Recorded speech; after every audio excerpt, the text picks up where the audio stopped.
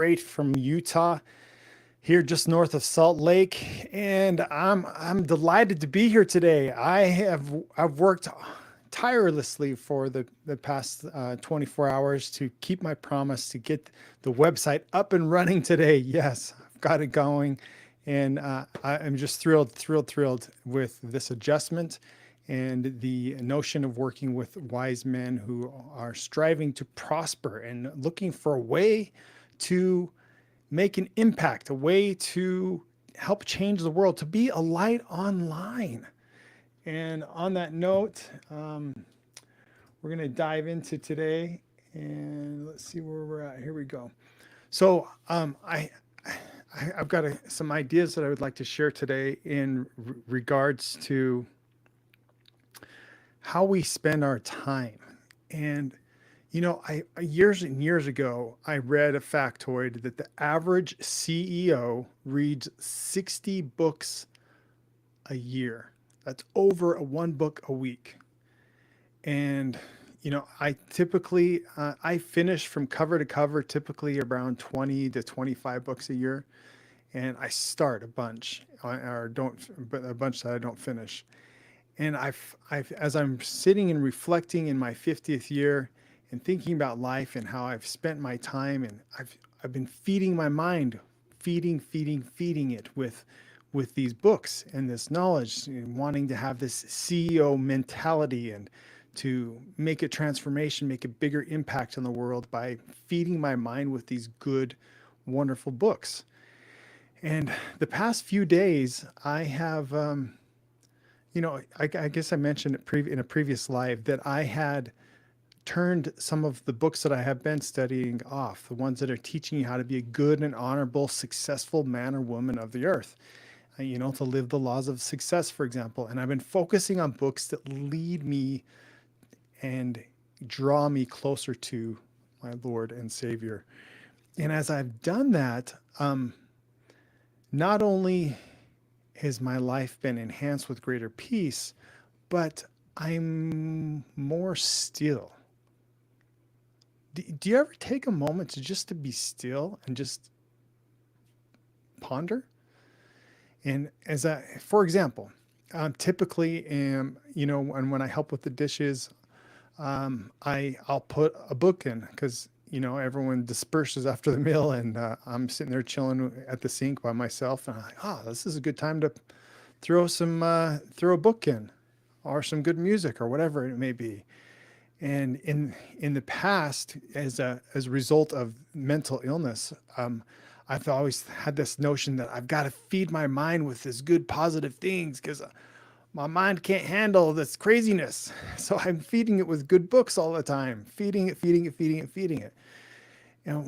What I'm trying to say is that I've been more still lately and more inclined to ponder and to think deeply. I love Cal Newport's book called Deep Work, where he discusses how those that are making significant impact in this world take time for silence, take time to unplug from the emails, unplug from the phone calls.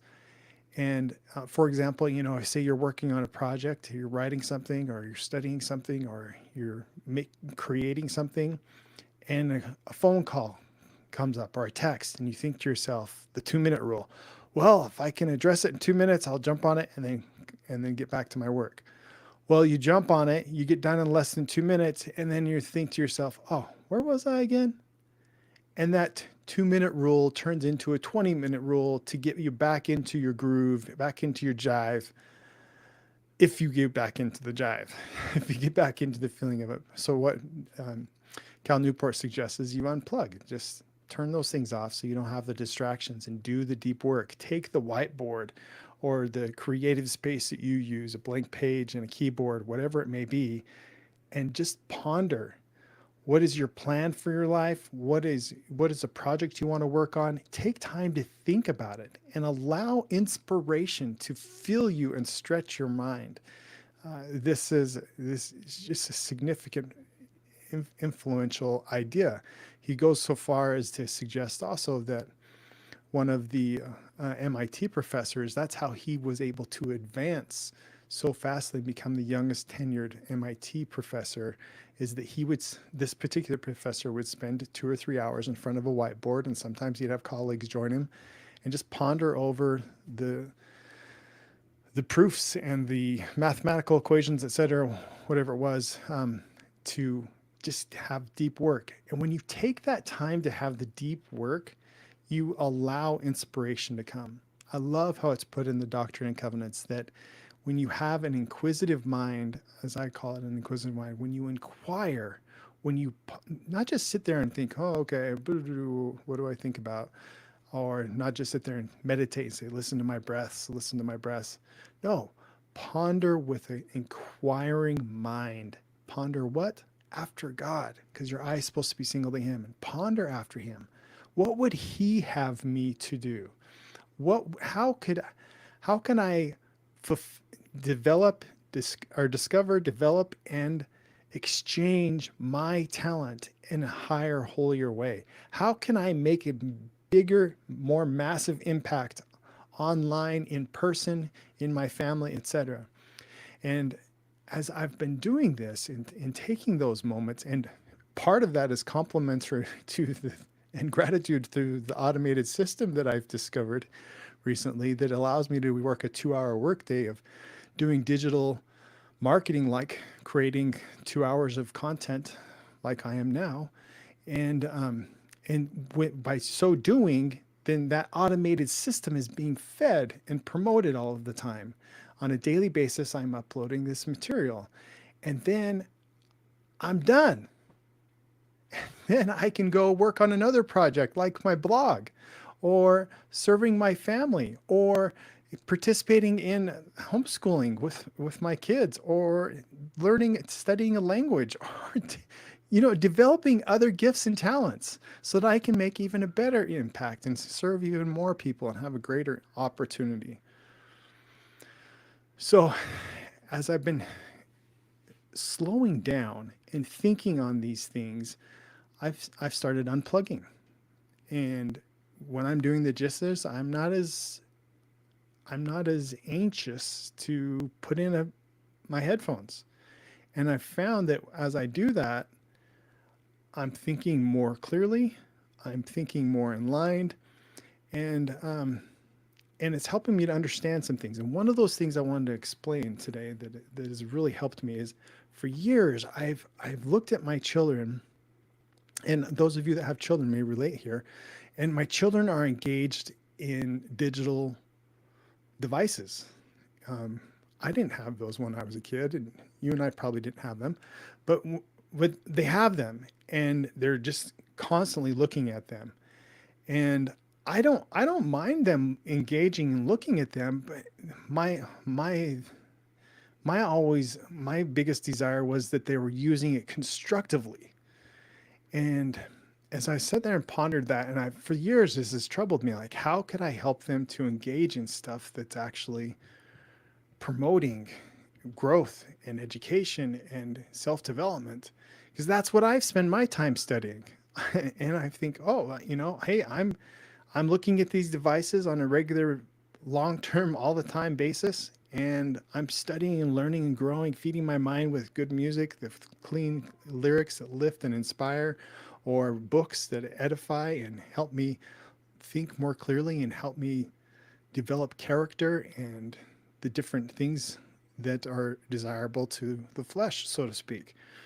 So as I've been pausing and putting some of these things by the wayside, if you will, it occurred to me that my children are doing exactly what I do. They're finding something on a device that feeds them at where their interest of life is right now. And me as a 50-year-old, I'm interested in personal development, have been for 30 years. And I've found what gets me going. At age 12, I started to learn how to read. I may have started before that, but I actually started reading around age 12. And by the age of 18, I'd only read maybe 3 books in my life. Read some Cliff Notes and watched a lot of movies to replace the books that I was supposed to read in college or high school, I mean.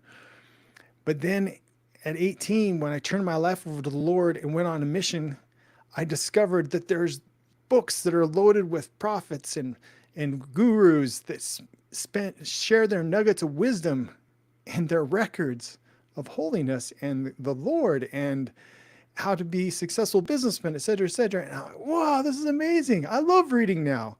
And I've made that a lifelong interest. So here I am thinking to myself, man, if my kids would just engage in books that I like, then I wouldn't have a problem.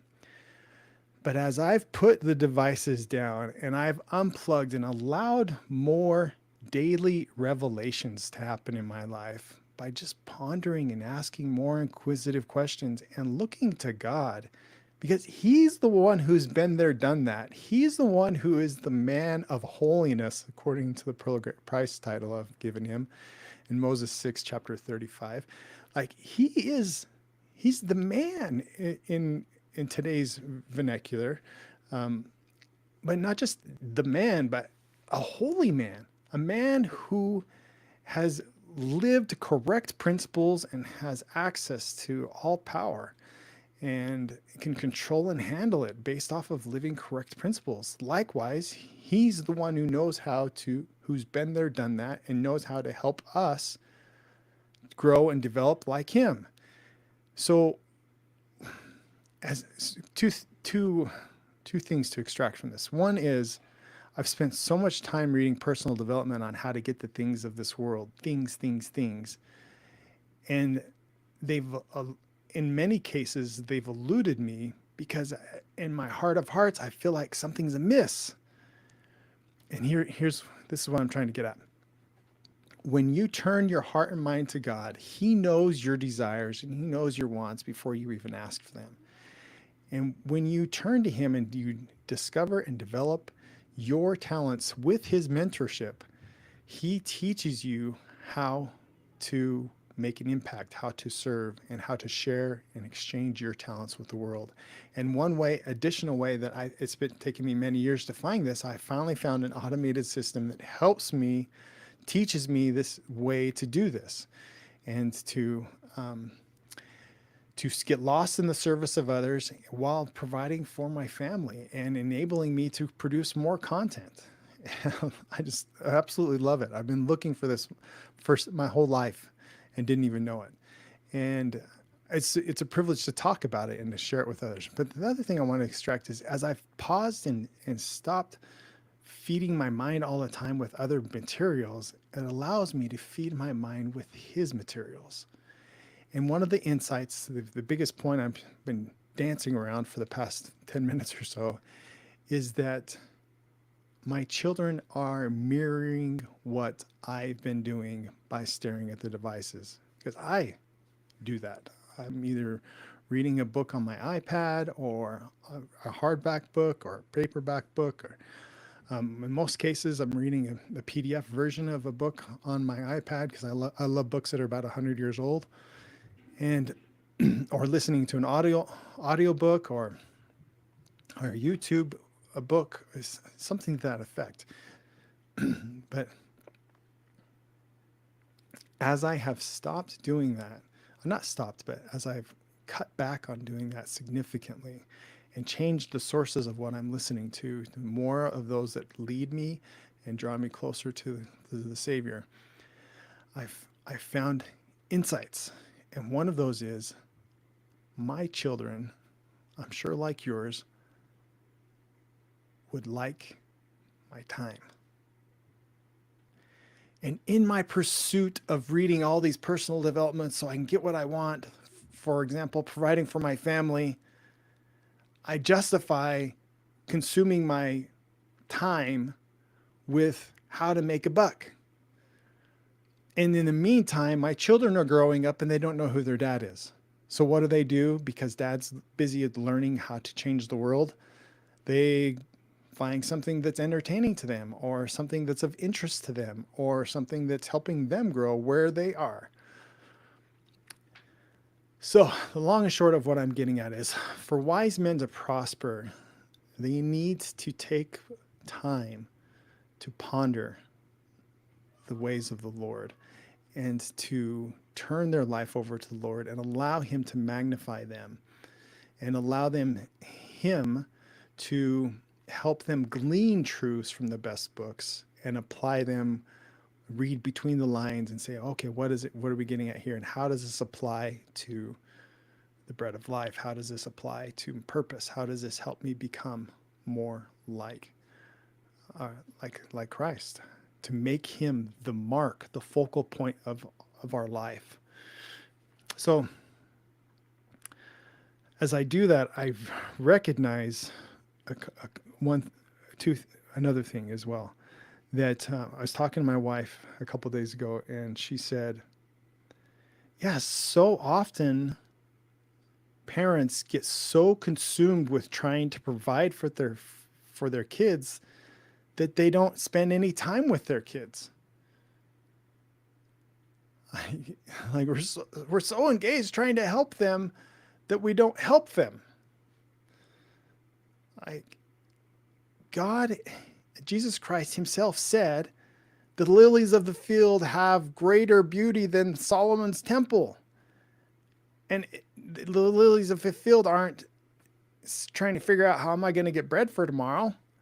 No, they're enjoying the sunlight as it comes and letting it feed them. And likewise, when you turn your eye single to the glory of God and take your talents and share them and put them on the altar, if you will, to be exchanged with others, God provides for you and allows your talents to grow and expand. And He says unto you, oh, that have been faithful of these little things, here's more.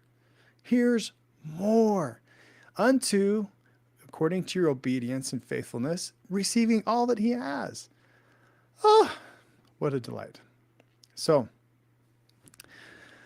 as I tie two and two together, and the thing I realize is that it's time to spend time with my family and to give my children the most precious thing that I can, which is my attention, and help them be the dad I always wanted to have. Love my dad, don't get me wrong. He was a very charitable and loving man. But there were things that I had desired, and with my dad being gone as a truck driver from Sunday till Friday, it was challenging to spend time with him. So now that I'm working a 2-hour workday, I have time to spend with my kids. The evenings are all family. You know, we dinner around 3:30 p.m. and from that time on, it's family time. It's game time. Let's do this. And I'm so blessed, so blessed, and I'm so grateful for the opportunity to give back, to help lift others and help them be a light online, and to help find their perfect customer and who they can serve, which is, generally speaking, is someone who is where they once were. So let's do this. Let's rock it. Let's have a fantastic day. Let's serve our families. Let's get lost in the service of others by sharing our talents with them so that we can lift and inspire them and be lifted and inspired by others' good works. And work together as a human family to lift one another, regardless of faith, regardless of religion or race or color or background or nationality or statehood or etc. And have an eye single to God's glory, be full of good works, and let's make a difference. So again, wisemenprosper.com is active, and it's ready to roll for those that are looking for a digital system that will walk them step by step and guide them through how to create content on a regular basis, a 2-hour workday that will enable them to develop some skill set and become a better person by sharing their experiences with others and lifting them and inspiring them. And I also throw in a book, by the way, which is from one of my favorite authors, James Allen, as a PDF bonus. And so delighted to be of service and to share a light with others and to see that effect in other people's lives. Yesterday, I mentioned that I was changing my domain name, and I was like, oh, I'm hoping to get it ready by tomorrow. And I had part of it ready yesterday, but a few people actually signed up last night. And after I got everything finally finished, just before starting this live, I'm like, had to reactivate the things that they didn't have access to when they enrolled. So thank you for your patience. Thank you for um, your attention and your time, because it is a privilege to serve and hopefully inspire others to be authentic online and to share your message with the world, to be of service to others, to be a light online, to give people options, to entice them to be better. Okay, that's all I got today. Have a beautiful one.